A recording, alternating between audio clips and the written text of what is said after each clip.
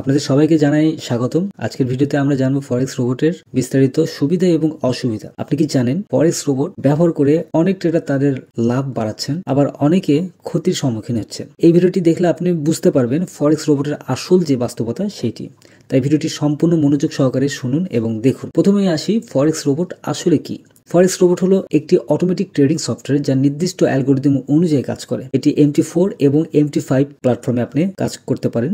Robot দিয়ে মার্কেটের বিভিন্ন ধরনের যে মুভমেন্ট গুলো আছে, এই মুভমেন্ট গুলোর মধ্যে অটোমেটিকলি সে ট্রেড নেয়। আচ্ছা, এখন আসি, আমরা জানলাম যে ফরেক্স রোবটের রোবটটা কি, এটার বিষয়ে আমরা জানলাম। আশা করি আপনারা এইটুকু অন্তত বুঝতে পেরেছেন। এরপর আসি, রোবটের সুবিধা কি, ফরেক্স রোবট দিয়ে আপনি ট্রেডিং করলে এটার সুবিধাটা কি কি হতে পারে।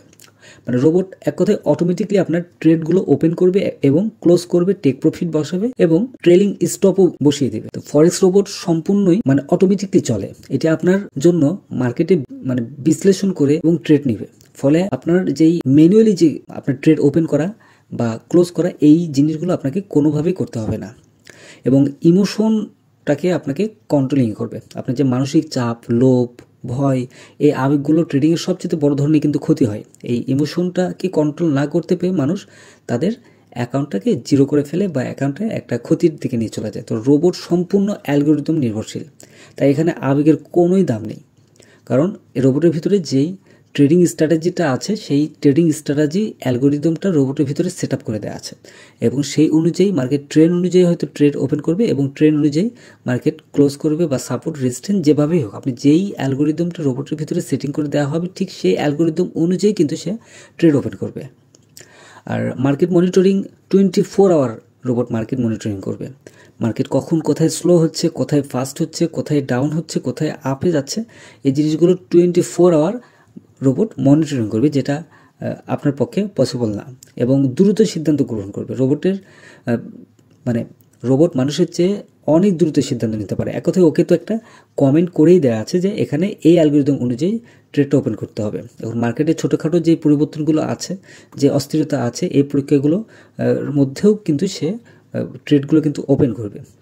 তো এখানে রোবট একই সময়ে বিভিন্ন স্ট্র্যাটেজি ব্যবহার করতে পারে, যেমন স্ক্যাল্পিং, সুইং ট্রেডিং বা আরও অন্যান্য যেই স্ট্র্যাটেজি আছে, স্ট্র্যাটেজিগুলোও কিন্তু সে ব্যবহার করতে পারবে। এটা অবশ্যই রোবট মেকিংয়ের সময় এই অ্যালগোরিদমগুলো রোবটের ভিতরে ঢুকিয়ে দিতে হবে, ঠিক সেই ক্ষেত্রে কিন্তু এটা করতে পারবে। ফরেক্সের রোবটের যে অসুবিধাগুলো, এইগুলো নিয়ে এখন আমরা আলোচনা করব।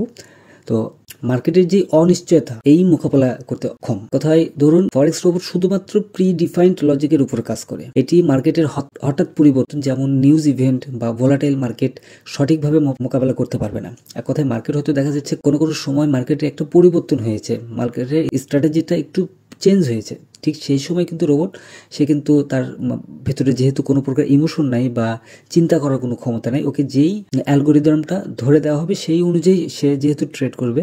তো এইরকম পরিস্থিতির মধ্যে আসলে সে কিন্তু কোনোভাবে কিন্তু সেখানে ওই মার্কেটের সাথে একটা স্ট্রাগল করা বা মোকাবেলা এটা আসলে করতে পারবে না।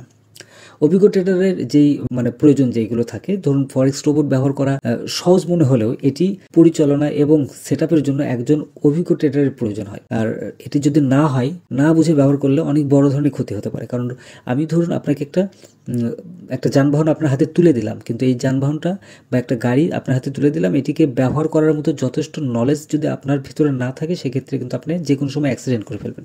তো রোবটের ক্ষেত্রে কিন্তু সেম জিনিসটা, যদিও রোবট কোনো প্রকার ইমোশন রোবটের ভিতরে নাই, কিন্তু একজন ট্রেডার যদি লোভের বশে রোবটকে অপ্রয়োজনীয়ভাবে সেট আপ করে, তাহলে অনেক বড় ধরনের ক্ষতি হতে পারে।